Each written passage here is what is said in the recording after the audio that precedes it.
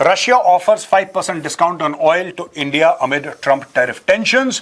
Russia will continue to supply oil to India now at a 5% discount, despite the pressure and sanctions on the latter from the US. Deputy Trade Representative of Russia to India, Yevgeny Grivia, said that there will be a 5% discount subject to negotiation on Russian crude oil purchases to India. Griva added that despite the political situation, approximately the same level of oil will be imported by India. He said, as for discounts, it is a commercial secret. I think because it is usually just dialogue between businessmen and approximately usually 5%. It's fluctuating, but usually it's plus minus 5%. अब यहीं पे Roman बबुश्किन साहब का दोबारा जिक्र आता है, who said that though it's a challenging situation, we have trust in our ties. इसको मैं पहली स्लाइड में कवर कर चुका हूं. अब दोस्तों हुआ यह है कि because of the global demand and supply, Russian oil was becoming less and less competitive. यानी कि रशिया जो था वो धीरे धीरे धीरे धीरे धीरे धीरे उसके तेल के दाम बढ़ रहे थे और भारत ने साफ कर दिया था यूएस को और पूरी दुनिया को कि जो हम रूस से तेल खरीद रहे हैं हम इसलिए खरीद रहे हैं क्योंकि हमें सस्ता मिल रहा है. और भाई अगर हमें तेल सस्ता मिलेगा तो जाहिर सी बात है हम सस्ता तेल खरीदेंगे. आप कौन होते हैं हमें बोलने वाले. अब वो जो सस्ते तेल का खेल था ना वो धीरे धीरे खत्म हो रहा था. रशिया ने मौका देखा और रशिया ने बोला कि ठीक है, अब हमारा तेल शायद दुनिया के मामले में या दुनिया से आप अगर कंपेयर करें तो उस मामले में इतना कॉम्पिटिटिव नहीं है, चलिए हम आपको एडिशनल 5% डिस्काउंट देते हैं. तो फिर से रशिया का तेल कॉम्पिटिटिव हो गया, हमारे लिए बेहतर हो गया, राइट.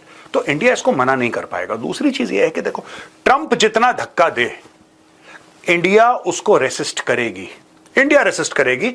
और इंडिया का एक लॉजिक है कि हम तेल इसलिए नहीं खरीद रहे, because we want to fund a war in Ukraine. No, we are buying it because it's good for our people. हमारे लोगों का, जो भारत के लोग हैं, जो गरीब हैं, यहाँ पे कई लोग हैं जो अफोर्ड नहीं कर सकते, और अगर तेल महंगा होगा तो खाने पीने की चीजें महंगी होंगी, हर चीज महंगी हो जाएगी. अब आप एक बात बताइए साहब, अगर भारत की सरकार भारत के लोगों का नहीं देखेगी तो क्या ट्रंप देखेगा भारत के लोगों का. इनके लिए तो बड़ा आसान है ना, मत खरीदो, ये मत खरीदो. भाई आपको 140 करोड़ लोग हैं भारत में, उनको संभालना है. यहां पे दोस्तों इकोनॉमिक टाइम्स ने बड़ी ब्रेकिंग न्यूज दी है और यह बताया है कि Indian oil, Bharat petroleum resume buying Russian oil for September as discounts widen sources से. India state run refiners Indian oil and Bharat petroleum have bought Russian oil for September and October delivery, resuming purchases after discounts widened. Two company officials aware of the matter said on Wednesday the refineries halted purchases in July due to narrower discounts and after India was criticized by Washington for its purchase of Russian oil. President Donald Trump also threatened an additional 25% levy on Indian goods effective August 27 to penalize New Delhi for its continued buying of the oil. ये past की बात कर रहा है दोस्तों, इसलिए आपको past tense में लग रहा होगा, लेकिन वही चीज है, भारत ने क्लियर कर दिया. भारत ने क्लियर कर दिया. जिसको भी ये लग रहा था, कई लोग कह रहे थे अच्छा भारत ने रूस से जो ऑयल खरीदना कम कर दिया है ना क्योंकि शायद भारत डर गया है. और डरने चढ़ने की बात ही नहीं है, ये पैसे का खेल है. Simple, let's keep it level headed. ये पैसे का खेल है. जहां पे पैसे का फायदा होगा, जहां पे आम लोगों का फायदा होगा, भारत वहां पे खड़ा हुआ है. मोदी जी वहां पे खड़े हुए हैं, साफ बोल चुके हैं. हमने जब हमें लगा, वही चीज है ना, refiners halted purchases in July due to narrower discounts. अब अगर बैरल का दाम आपको मिडिल ईस्ट से इतने का मिल रहा है और रूस का सिर्फ इतना रह गया है, तो यानी कि 19-20 के डिस्काउंट से हमें क्या फर्क पड़ रहा है यार. How does it impact India. लेकिन जब रूस ने बोला कि नहीं नहीं नहीं साहब ऐसा नहीं है, ये कर देते हैं हम, तो भारत ने बोला लाओ दोबारा, लाओ दोबारा. इसमें डर वाली बात बिल्कुल नहीं, क्योंकि टैरिफ तो लग चुके हैं ना आपके ऊपर 50% टैरिफ लग चुके हैं. They are kicking in on 27 August. 27 अगस्त को टैरिफ किक इन कर जाएंगे. आज की तारीख में 25% है, लेकिन 27 तारीख को किक इन कर जाएंगे. 27 तारीख आने से पहले भारत ने अपना फैसला बता दिया कि साहब हमने सितंबर और अक्टूबर के लिए तेल के ऑर्डर दे दिए, हमारी कमिटमेंट हो गई, और लगाओ. तुम एक काम करो बेटा, तुम 75 या 100 कर दो, सीधा गोल गोल मत घूमो, तुम कर दो, तुम्हें जैसा करना है कर दो. और यही बात अमेरिका को अब रियलाइज होना शुरू हो गई है. जब उनसे पूछा कि भाई साहब आप रूस के ऊपर और टैरिफ लगाएंगे, क्या आप रूस के ऊपर और टैरिफ, कह रहे आपको फायदा तो हुआ नहीं टैरिफ लगाने से. टैरिफ की मार जो है उसको समझने में, उसको महसूस करने में कई साल निकल जाते हैं. आप अगर टैरिफ टैरिफ टैरिफ करोगे, रूस तो आपकी बात मान नहीं रहा, आपने तो इतने साल से लगा के रखा है टैरिफ, आप और लगा दो टैरिफ, आप और 10 टैरिफ लगा दो, उससे क्या होगा. दोस्तों टैरिफ टैरिफ टैरिफ करते हैं. ईरान के ऊपर इन्होंने लगाए सैंक्शंस, और दबा के सैंक्शंस लगाए, 1979 से सैंक्शंस लगाए. 1979 से लगातार सैंक्शन पे सैंक्शन पे सैंक्शन पे सैंक्शन। ईरान तो झुका नहीं। इनको ऐसा लगता है कि हजारों साल पुरानी सिविलाइजेशन भारत जैसा देश ये झुक जाएगा, क्योंकि ये बात कर रहे हैं टैरिफ की 25% और। गल्ले पे बैठे हैं क्या हम? यहां पे दोस्तों एनडीटीवी ने बहुत एक अच्छी स्टोरी कवर करी है। Amid Trump tariffs, S. Jaishankar's push for Russian companies to engage intensively with India. And India, with a GDP of USD 4 trillion plus growing at 7% for the foreseeable future, has an obvious need for large resources from dependable sources.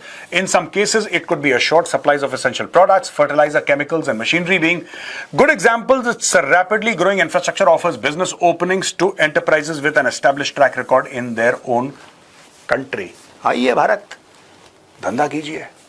यानी कि doctor Jaishankar ये बोल रहे हैं कि देखिए, सिर्फ ये नहीं होनी चाहिए ट्रेड कि हम आपसे तेल खरीद रहे हैं और आपकी तरफ से कुछ नहीं हो रहा। आप भी आइए हमारी इकोनॉमी में एंगेज करिए। 7% की लगभग ग्रोथ है, स्टेडी ग्रोथ है, पॉलिसीज ऐसी हैं विच आर इन्वेस्टर फ्रेंडली, और ये भी कह रहे हैं कि obvious need for large resources from dependable sources. In some cases, it could be assured supplies of essential products, fertilizer, chemicals. ये सारी की सारी चीजें जो रूस बनाता है, तो कह रहे हैं आइए ना, आइए, come to India. India and Russia have nurtured one of the steadiest relationships between major nations in current times and is now widely recognized. However, that did not automatically translate into significant economic cooperation. Our trade basket remains limited, and till recently, so did our trade volume. It may have grown in recent years, but then so too has the trade deficit. Both the diversification and balancing of trade now urgently mandate more strenuous efforts on our part.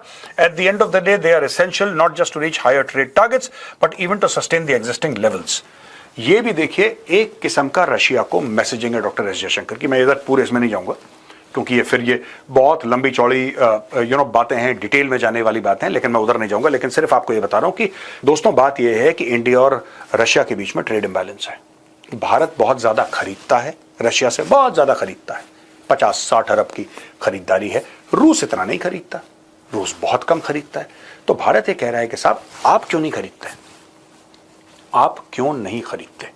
Why don't you buy from us? You must also buy. देखिए ना, यही doctor Jaishankar कह रहे हैं कि at the end of the day they are essential not just to reach higher trade targets but even to sustain the existing levels.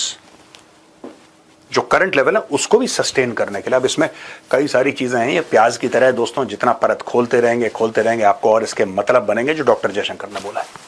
Doctor Jaishankar ने भी इशारा रूस की ओर कराया और बोला है कि boss, what you are doing in India is not enough. You need to do much more. ऐसा नहीं हो सकता कि भारत ही चेक काट के देता रहे और आप लोग उस प्रकार की इन्वेस्टमेंट या उस प्रकार का बिजनेस भारत के साथ ना करें। This is not acceptable. लेकिन इस भाषा में नहीं बोला डॉक्टर जयशंकर ने, जैसे डिप्लोमेट्स बोलते हैं ना, आपने बोल भी दिया और आपने नहीं भी बोला, वो दूसरे को समझ में भी आ गया।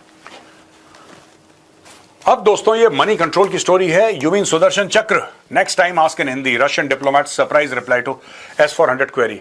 बबुश्किन, रोमन बबुश्किन है जिनके बारे में हम पहले बता चुके हैं, who is the deputy chief of mission at the Russian embassy, was asked whether India will consider systems like Israel's iron dome. To this he responded, you mean Sudarshan Chakra. He further quipped, next time ask in Hindi, I can answer better. Russian diplomat Roman Babushkin on Wednesday surprised everyone after he referred to the S-400 missile system as Sudarshan Chakra during a press conference in New Delhi. Russia remains a partner of choice for India in defense, and hostilities between India and Pakistan in May served as a very successful battle test for Russian weaponry. As such, if West criticizes, you're doing right. एक तो उन्होंने बात करी सुदर्शन चक्र की, यही मोदी जी ने बात करी थी 15 अगस्त की स्पीच की लाल किले के प्राचीर से। क्या बोला था मोदी जी ने? मोदी जी ने यह बोला था साहब कि भारत एक ऐसा सिस्टम बनाएगा, it will be defensive and offensive both, यानी कि भारत को एक सुरक्षा कवच मिलेगा, कहीं से भी कोई अटैक करेगा वो भारत की सिटीज को, भारत के स्ट्रेटेजिक एंड क्रिटिकल इंफ्रास्ट्रक्चर को बचाएगा, राइट, एयर डिफेंस सिस्टम। और दूसरी चीज ये है कि मारक क्षमता भी होगी उसकी, यानी कि अगर दुश्मन को पलटवार करना पड़े वो सिस्टम वो भी करेगा, और उसका नाम दिया उन्होंने सुदर्शन चक्र। यहां पे कहते हैं कि अगर वेस्ट आपको क्रिटिसाइज करता है, अगर वेस्ट आपकी तनकीद करता है, वेस्ट आपको गलत ठहराता है, तो इसका मतलब आप कुछ ना कुछ तो सही कर रहे हैं।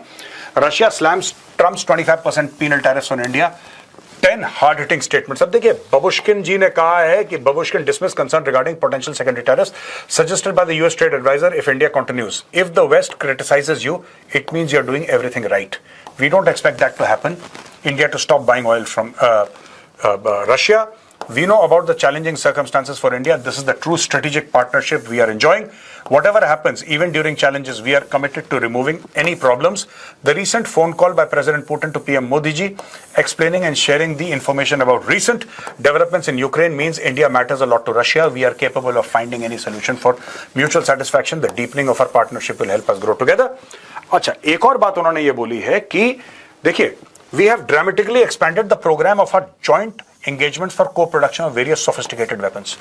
दोस्तों ये जो है ना, और ये बात कर रहे हैं long range air defence shield call Sudarshan चक्र. अब मैं आपको बता रहा हूं, आज की तारीख में ट्रंप भारत से कह रहा है कि तुम यार रशिया से क्यों खरीदते हो हथियार. अब किससे खरीदें ये ट्रंप साहब आप बता दीजिए. मेरा एक जेन्युइन सवाल है, अगर हम रूस से ना खरीदें ट्रंप साहब, तो हम किससे खरीदें हथियार? ये तो समझाइए हमें कि साहब उससे खरीद लो. जब हम अमेरिका से बात करते हैं तो अमेरिका के ऐसी शर्तें होती हैं अमेरिका की कि आपको लगेगा सुबह सुबह उठ के आपने करेले का जूस पी लिया. ये हालत हो जाती है. हम ये नहीं करेंगे, ऐसा नहीं करेंगे, इसमें ये शर्तें. रशिया हमसे कह रहा है, फॉर एग्जाम्पल Su-57 एक 5th जनरेशन फाइटर जेट है.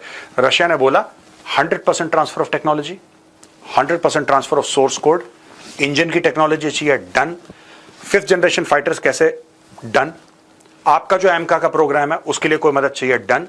और फिर कहते हैं कि नासिक की जो फैसिलिटी है, महाराष्ट्र में जो शहर है नासिक, वहां पे Su-30 बनते हैं, Su-30 कह रहे हैं वो आइडियल जगह है Su-57 बनाने की, डन. और बताओ क्या मतलब, हम रशिया को बोले कि नहीं कुछ नहीं, क्योंकि ट्रंप का मूड खराब है इसलिए हम अमेरिका से हथियार खरीदें. क्यों दोस्तों, पहले भी मैं कह चुका हूं, अमेरिकन हथियार, American weapons are far more reliable than Russian weapons. मैं on record कह रहा हूं, American weapons are far more reliable than Russian weapons. But the truth is, the Russians are far more reliable than the Americans. यही सच्चाई है. You can trust a Russian. You can't trust the Americans. That is the problem that we face today.